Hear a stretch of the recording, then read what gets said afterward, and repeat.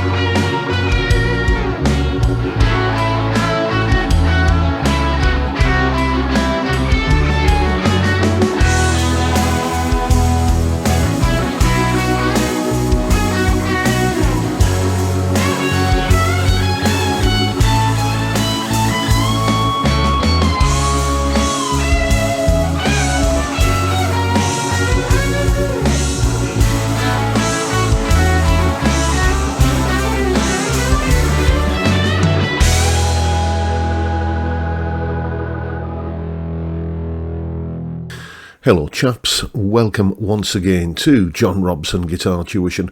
As always, I do hope you're well. That was just a little jam really, which sort of goes somewhere to illustrating the point I want to talk about today. You may have noticed that I got a range of different tones on that piece of music, from clean, strummy kind of stuff through to quite a throaty, driven sound kind of bark coming out of it at the end. Not just on the lead guitar part, but all of the guitar parts on there, apart from the acoustic, were done on this guitar here, this rather lovely vintage V75 Telecaster copy sent to me very kindly by a chap called Jim, who just sent me the guitar because he likes the stuff that I do on YouTube. Jim, you are a generous soul, sir. Thank you so much. A gift I shall treasure. But all the guitar tones on that piece of music there, both rhythm and lead, as I say, apart from the acoustic, with that guitar going into the vintage channel on the Blue Guitar Amp 1.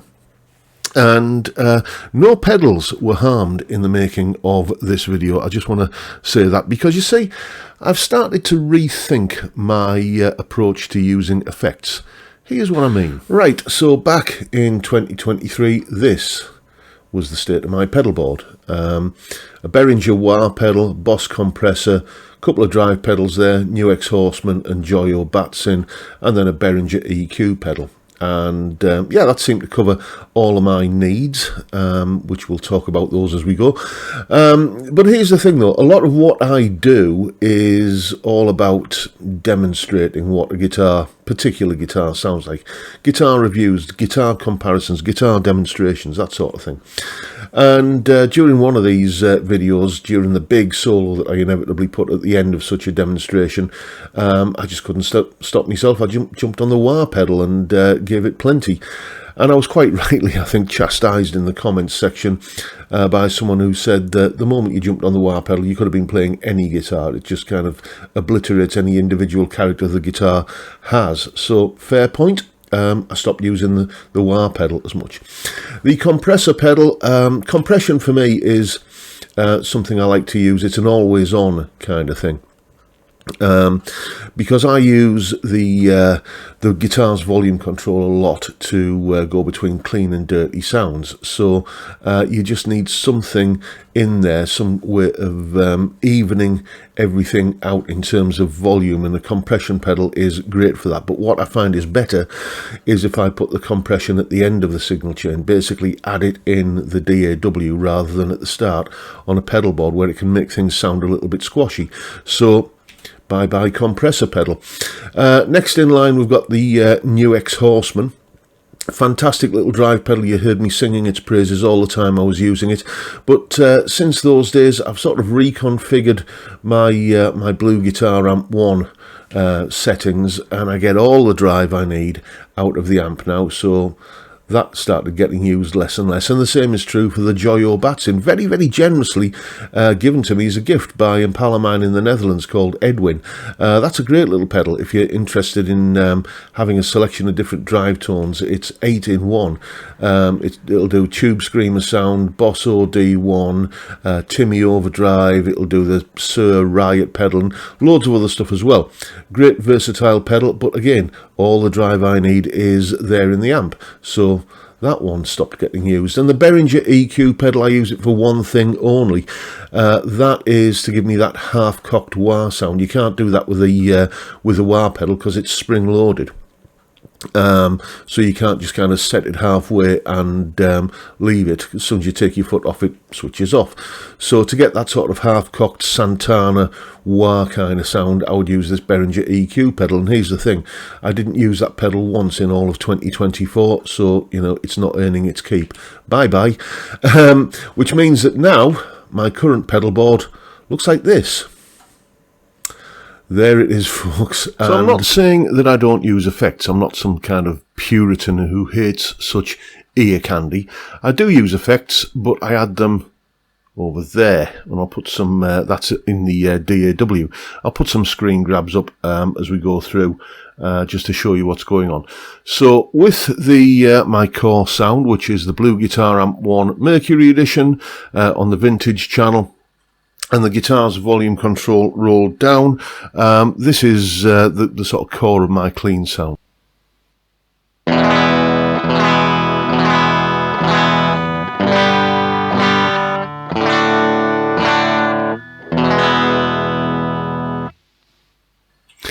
And the first thing I'm going to do is just add a little bit of stereo separation to that, just using an auto double tracking kind of thing, where I'm set to 35 milliseconds between left and right. And if I add that, then hopefully this will come out on the recording sounding like this.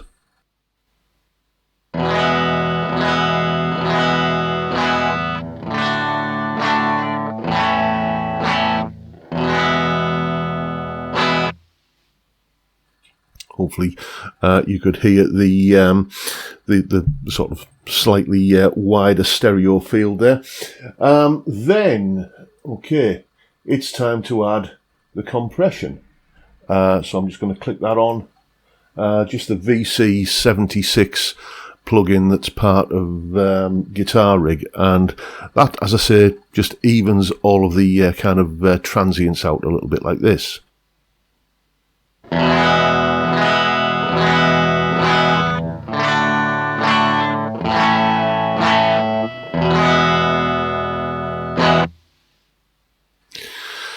Probably perceived a volume boost there, but I also perceive the fact that it just somehow sounds fatter as well.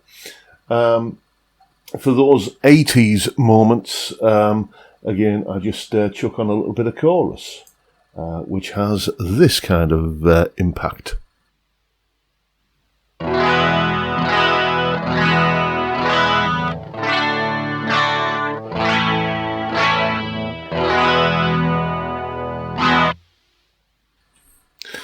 yes, almost 1986 again, isn't it?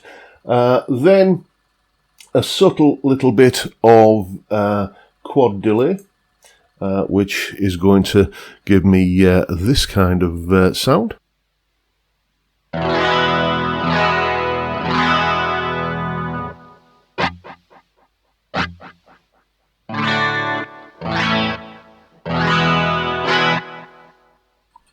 So it's nothing over the top. It's not, like some sort of the way David Gilmour would use delay or something like that. It just adds a little bit of tail to the sound. Just kind of helps blend, I find, the guitar part that you're playing into the mix that you're playing it in.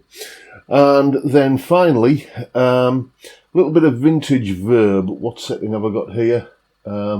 This is on the long plate setting, but I've got the mix turned, well, as you'll see on the screen grab that I'm going to edit in, I've got the mix turned down quite low, and that gives me just that little bit of room ambience.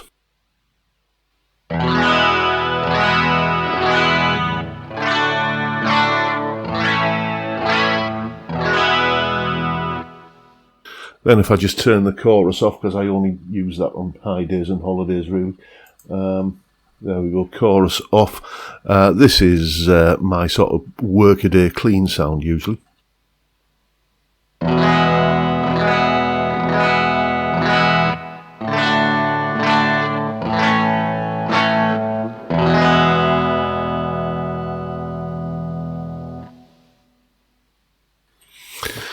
So that's how I like to use effects. And as always, there's a full tab for the piece of music at the top of the video in both Guitar Pro and PDF formats, along with a clip of me playing it and a jam track to play along with yourself. That is all up on my Patreon page. There's the address. Link in the description. As I'm sure you know by now, it's $3 or about £3 a month, and you get access to all of these additional goodies that go along with these YouTube videos. And of course, a massive, massive thank you to everyone who supports me in that or any of the other ways, all of which are downstairs in the description. And don't forget, there's a tier 2 level of Patreon membership for $6 a month, where you get all of that stuff, but you also get a twice monthly hangout on Zoom with me and the other tier 2 lads. Great little get together. That it's really starting to kind of settle in and get a bit of a regular feel to it. There's extra video content I put up on Patreon, and I'm starting to do a weekly blog post as well. Well, I have been for a while by the time you've seen this video. So yeah, thank you to everyone who signed up for that, or as I say, any of the other ways which help me keep the lights on around here. Much, much appreciated. Thank you so much. So yes, I these days prefer to use effects in the way I've just described there, basically adding any delay, modulation, reverb, that kind of thing after the fact, after I've recorded it. I find that's a more flexible approach anyway, because if you get this fantastic guitar sound by chaining a load of pedals together, and you record it like that, and then what happens if it doesn't sound as good as you thought it was going to in a mix? There's not a lot you can do about that. It's effectively what we call printed, and it's just there, and that you can't kind of change it. But if you record dry, and you don't have to put up with a dry guitar sound when you're recording dry. You can be monitoring the effects. You can have them on, and hear the reverb and the delay and the chorus and whatever else you want. But you can still change it after the fact. You can. As I did in that piece of music at the start of the video. I started with chorus on, and then I kept the chorus on throughout the lead part, and then listened back, and I thought, you know what, when I go into the solo, I don't think that chorus suits it very well, so I just kind of automated it on the track envelope to kind of disable the chorus from that point on. You've got more flexibility, you've got more options. I suppose I would need a pedal board again with the choruses and the delays and stuff like that if I was to ever go out and start gigging again. But if I'm honest, you're more likely to find an honest man in this place than you are to find me out treading the boards again. I've done all of that. Once you get into the second half of your 6th decade on the planet, you start thinking more in terms of retirement rather than career development. So, I wouldn't hold your breath if you're waiting to see me get out there and strut my funky stuff on a stage somewhere at this point. I've done that. I had a massive amount of fun doing it, but it's not something I'm in a hurry to go back out and do. So, for that reason, I really don't think that a pedal board is part of my necessary setup, shall we say. And I would also say that if all you do is do what I do these days, which is to either play at home or blether away into a webcam like I'm doing now, and this is the environment where you do 90% of or even all of your guitar playing, then do you really need a pedal board? I don't miss it. It's just, this is a small little house, and this isn't a particularly big room. And when there's other people in here, when I'm doing guitar lessons, it's just that one extra thing on the floor that can get kind of run into with the wheels on the chair or something like that. So it's not something I need, and I don't miss it. So there you go. And that is the point of the video for today, folks. Let me know what you think down in the comments. What's your approach to using effects? Is it the same as mine, or do you swear by your favourite pedals and you couldn't live without them? Whatever it is, let me know down in the comments. But that is it for today, folks. Hope you've enjoyed the video and found it entertaining and informative in some small way. And if that's the case, please hit the subscribe button and the notification bell if you haven't already done so. And why not drop me a like as well while you're at it. And of course, don't forget the live stream every Friday, 5 p.m. UK time, beer and chat, basically. That's as complicated as it gets. It's Fridays, we're having a beer, we're having a chat. It's a great way to kick off the weekend, and I'd love to see you there if you can make it. But for now, I'll bid you all a good day and say thank you so much for watching. Thank you for your time. Look after yourselves, folks. Stay well, stay safe, and above all, stay sane. Bye for now.